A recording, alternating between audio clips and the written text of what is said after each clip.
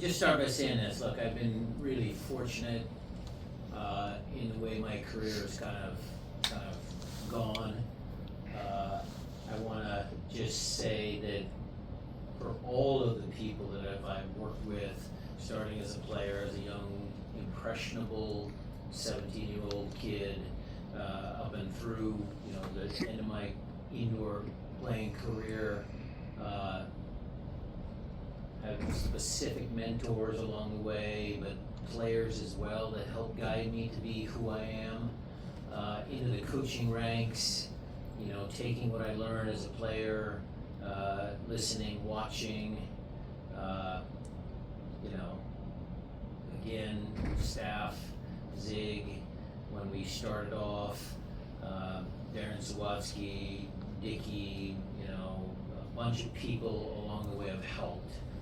Zig obviously was a great mentor in the sense that I was able to understand MLS. I think that was critical. And so when I stepped into the head role, I had that experience, and then having a competent staff. I think that's where I'd like to start with today. The staff, Ante, Ezra, Jimmy, Gonzo, I don't want to forget anybody, Preki, Tommy, of course, my conscience, Preki, Andy, Freddie has been great this year. This year's staff, actually, I'm sure I'll get asked, but the last couple of years has been challenging, and those guys, my current staff, has really helped us out in kind of, figuring out a way forward, coming second last year and getting into the top 4 this year. Those guys have done a tremendous job, so I appreciate them more than they probably know, and I appreciate the fans, and I appreciate all of you guys. I think we have a good rapport, and I want to thank you guys for the years and the experience that you guys have shared with me. I'll start with Jeremiah. Well, first off, congratulations on this. I guess it's more than 20. You've been with the organization now more than 20 years, which is I don't know. The oldest coach in the league. Is that true? I think so. Well, I actually didn't know that. But I would say this year seems to have been this year had some different kinds of challenges. If you could just speak to how you navigated that, and if there was ever a point this year where you were seriously in doubt about coming back beyond this year. I was never in doubt. I know maybe some other people were, but the change and how we kind of got ourselves out of the early season struggles, I was kind of prepared for that because it's happened before. And it's always, you go over every small detail, every little thing matters, everything's important. You kind of readjust. I don't know if I was ever complacent, but certainly there's human nature involved. And you go through all of the things that you've done in the past where you've won a bunch of games, and you think about, does this apply to this group? How did this affect that group? And I think we got it right. Look, it was challenging for sure. Just to address Raul and last year Nico, those guys were the, arguably best couple of players we've had in this franchise. And I say that with, knowing that Clint was here and Oba was here and Chad Marshall and Steph's still here and Casey Keller. But those two guys helped us win a lot of championships and a lot of games. And always phasing guys out is challenging. Obviously, it's different when Clint and Roman and Zach Scott and some of the other guys did it, but we kind of persevered. And I would also say that the players themselves have an impact in what I do. So I'll use Raul as an example. So yes, Raul was unhappy, but what did he do? He stuck with it. And you guys watched him train today, and he was really good. And so I have to give credit to the players along the way as well. They've helped us get out of this spot. It's not just the coaching staff, and I would even argue that it's mainly on them, because they're the ones that's put in the hard work every day. And my main message, you guys have heard this before, it's their team, and they will only go as far as they stick together and work together, and that's how you become successful. All right, we'll stay on this road to Jackson, and then we'll go over to Nico Moreno. Congrats, Brian. You always credit your assistants a lot, and I'm wondering, going back to the 20 years, back to the USL days, how has your, I suppose, appreciation, treatment, leaning on your assistants changed over these 20 years from staff to staff to staff to staff? I'll tell you a story. So I had to yell at, I don't know what year, maybe 2003, 4, somewhere, maybe 3, when Jimmy Gabriel was there. And Jimmy Gabriel was walking around picking up water cups and the pennies and the cones from a training session out here on field, out here on Field 3 in Starfire. And they just imploded. I just said, look, you blankety blanks, that guy has more knowledge of soccer in his pinky than all you guys do, and he's never ever going to clean up after you guys again. And so Jimmy was a big mentor of mine. He was a very humble man. Fast forward to, other stories. I mean, I got a ton. I've had great assistants, and, I always try and treat them with respect. I try and give them opportunities to grow as people. And, I think we have a tremendous staff. Brian, congratulations again. Was it an easy decision? I mean, your job is taxing, and you mentioned the fact that it was, a couple of rough seasons. Is that something that was ever in doubt for you to continue with the club? And especially knowing that you took this team through the greatest decade in its history, is there a fear of not being able to, continue with that? Well, I'm glad you brought up kind of, I don't know if you use the word failure, but a couple of tough seasons. Look, we're still a successful club. I mean, we don't get beat 5-0 at home in a playoff game. I mean, we have had a lot of success, and it's stressful. My job is stressful, but at the end of the day, the last few years might not have been as great and happy as 16, 19, 22, or some of those things, but it's still successful. MLS is a hard league, and so we have to understand that. And was it an easy choice? Is there stress in life after soccer, some of those conversations? Probably not so much after, this season, because I actually really enjoy what I'm doing. But ask me a few years from now, and then I might have a different answer. Jada? Thanks. It's a little repetitive, but congratulations. I do want to ask, though, how do you feel you've evolved as a coach through the years? It's a great question, because I used to be very hands-on, and I always thought I could do things better. And then, as a stubborn German, I learned, again, some of those earlier experiences with the USL team helped me a lot. I even coached, I coached youth soccer back in the day when my career was over, and I had George John and a bunch of guys that were talented players, where I kind of did most things. But then as I grew, I understood that, a different perspective, a new perspective is good. And what I would always do is go through the same exercise, like when Jimmy Gabriel said something, or if I go to coffee with Alan or something and he tells me something, I'll reflect and say, why did they ask me that question? Or what do they see that I might not see? And that little bit of reflection has helped me kind of grow and understand that you can't do everything. One of your articles this year about Andy and his success and his growth as a coach, he puts a lot of work into set pieces. I used to do set pieces, but now he's done a great job, and it just works. And then the technical parts, how many years? I mean, if it's 3 again, it seems like that would take you into retirement, and how much is this worth, this Well, contract? people nowadays have to work longer. Yeah, who knows with the new president? Who knows when I'm going to retire? But we'll just take it as it comes, and we'll make another decision here in a couple of years, and we'll figure it out. I mean, I'm not ready to leave the club yet. That's what I would tell you. All right, we'll pass it over to Aaron there. Brian, despite the difficulty or challenges in deciding whether to come back or not, how exciting is this for you to be able to, to be here first? And then It's when I look at the club and I take a step back, we are on the cusp of something that's generational. It's once in a lifetime. So we've got the Club World Cup coming up in 2025. Okay, we earned that right to be in there based on our 2022 results. And we have an opportunity to play meaningful games. Not that Morocco wasn't meaningful, it just ended the wrong way.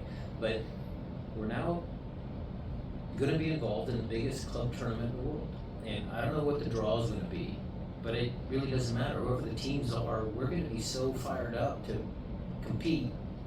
And that's maybe once in a lifetime. Maybe we could do it again. I don't know. But then you fast forward one more year after that, or, look, if things go well, we might get in the CCC again. But you fast forward from 2025, then you go into 2026, and there, as a fan, I mean, it's the World Cup.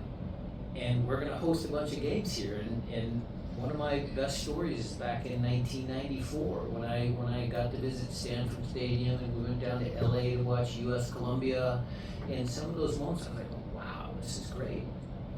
But I know this organization, I know this club, I know this city very well. It's going to be such a great event, a once in a lifetime, for me anyway, event to host World Cup games here.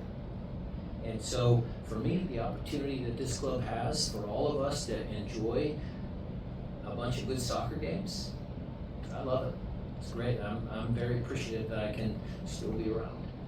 And the follow-up to that is when the transition was made after Ziggy and you taking over as interim, at that point, to kind of reflect back on that and look at what has been accomplished since then, and for you to now have the opportunity to have been here as head coach and, approaching a decade, can be more than 10 years at the very least. And just thoughts on that? I'll have to put that into perspective when my time here is done. Look, I know my time's going to end here at some point. I hope that it's in a positive way. I don't want to get fired, but I understand that's part of the gig. What I would say about reflection, have I done reflection? Yes. I don't know if I put it totally into perspective my entire career, but certainly loved the work that we did, loved the success that we had with Zig. That first Open Cup win in DC was great. Some of the other massive games. Open Cup in Philly is another one of my fondest memories when Zach Scott had a busted bone in his foot and he powered through, and we brought on Clint and Oba, and we had a big party after that. That was kind of fun with all the fans. There's a lot of things that I reflect on and think again that I'm just very fortunate to be involved with a great club, and hopefully we can make a few more memories. All right, yeah, Jada, come back to you. As far as the timing of this announcement, did you have any part in that, or what do you kind of think of this timing before a playoff? Well, I mean, look, timing before the playoffs, you know me by now, I don't like to take any sort of spotlight away from the team. I think the playoffs are absolutely most important. This is a necessary evil, maybe in my eyes. It's got to be announced, or it will be announced. So this is what Alex, that mean guy over there, forced me to do.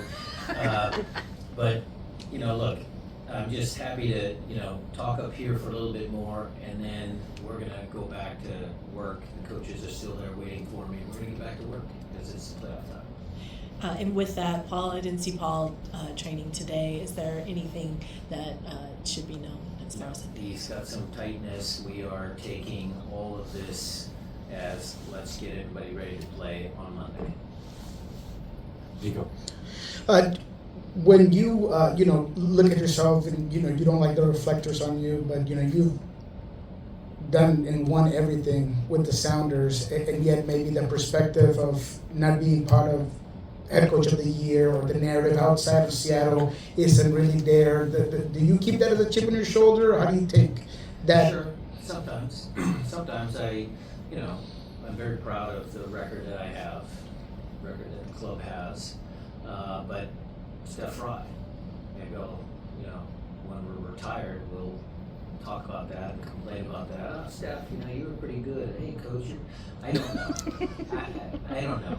But Right now, it doesn't bother me that much. I understand it. I like to deflect. I like to give credit where credit is due.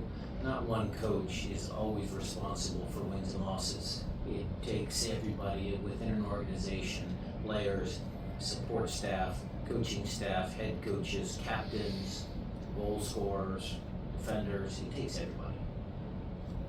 All right, we'll keep going down the road here, Jeremiah. Yeah, I guess on that same note, Jackson was named one of the finalists for Defender of the Year. What do you make of that? Love it. It's good praise because he and Yaimar, both of them should be. Now, maybe it was maybe a little surprise that Yaimar wasn't included in there, but he's been a candidate for this award. Now Jackson, I think we have two of the best center backs in the league. You could say that very easily. And you've got a guy who should be goalkeeper of the year at some point in his career. So these individual accolades come from, again, good teamwork. And did you feel like Jackson was this an improvement over his past? What did you say about his progress as a defender? You guys have seen his growth. I'm glad you threw the word defender in there at the last minute, because what I told him when we gave him the news was, he scored some pretty big goals for us. His passing is excellent. His vision, his decision making. His decision making on where the ball goes drives our initial buildup. But what he still needs to do, and his ceiling is even higher, is he needs to make sure that he gets the defending right. Look, again, it's a team sport. The goal that we took against Portland, his part in that play, we shouldn't have lost the ball up here. Nufu should have kept him going down the line. But when he came inside, Jackson's got to be better there. And so those are the learning things that he can still get better at. And then he might win the award. You never know. Jackson. You brought up 5-0 a couple minutes ago. What was your reaction to watching that last night? I said that tongue in cheek because I actually like Phil. Look, it's a unfortunate result for them. I was sitting at home with Christine, and we were obviously enjoying that moment. There is a big rivalry, but Vancouver, got to give credit to Vanny. He had his team ready, and Gall's goal, the one that he just dinked over the goalkeeper, that's class. I mean, if Messi's doing that, people would be going like this, but it's Ryan Gall, the Scotsman, and maybe that doesn't get as much juice, but that goal was fantastic, and, congratulations to Vancouver, and look, Portland will get it together. Phil's a good coach. He'll figure it out. How much do you watch other playoff games and just study them, whether it's as a fan or as a coach? As a fan. Yeah. I watched Atlanta as well, Montreal. It was interesting, the penalty kicks. You try and get in the mind of the penalty kick shooters while you're watching the game and all that. But most of the time I watch at home as a fan. I do my work in here with the film, but we've got good film guys, and they usually give me condensed versions of every game, and it's very complete, very thorough. Nico?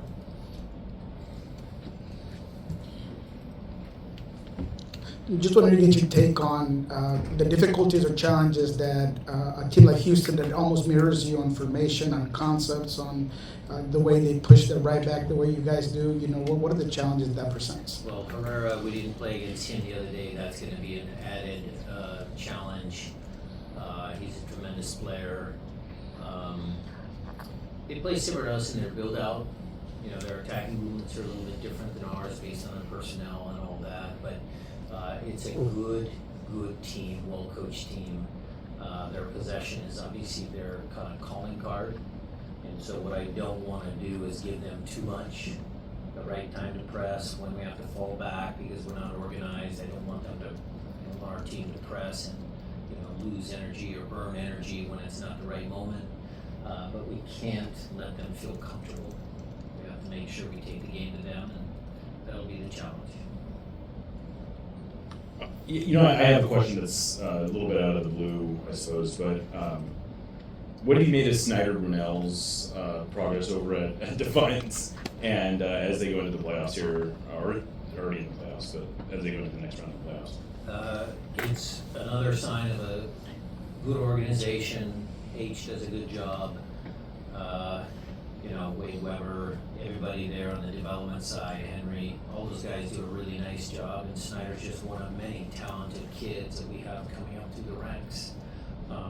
Defiance is a great educational learning tool for some of our young players, and we always enjoy when they get good results. I always enjoy when the Defiance players come up to our training sessions. It always adds a little bit of juice because the kids are all hungry, they all want to impress.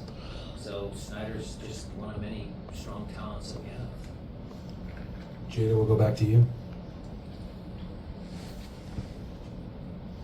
Thanks. I wanted to ask, just as being a Seattleite, how much does the good and the bad or the pressure of being a coach this long with the club and this is your city, like how does that really factor into everything throughout your career? Is there? Well, I don't take the fact that I'm a coach in my native city lightly. If that's the subtle pressure that you're kind of getting towards, because I know I'm very fortunate and I have to work hard to make sure that I keep my job. Whether I'm in Seattle or whether I would have gone somewhere else or whether I would have retired, I mean, we can talk about that, but it hasn't happened yet. I appreciate Adrian's support. I appreciate Craig and our conversations, honest, hard. He's a Northwest guy. Right now, this works. It's all good for me, and I don't take it for granted. We miss anybody? Closing remarks? Nice work. Thank you all. Thanks.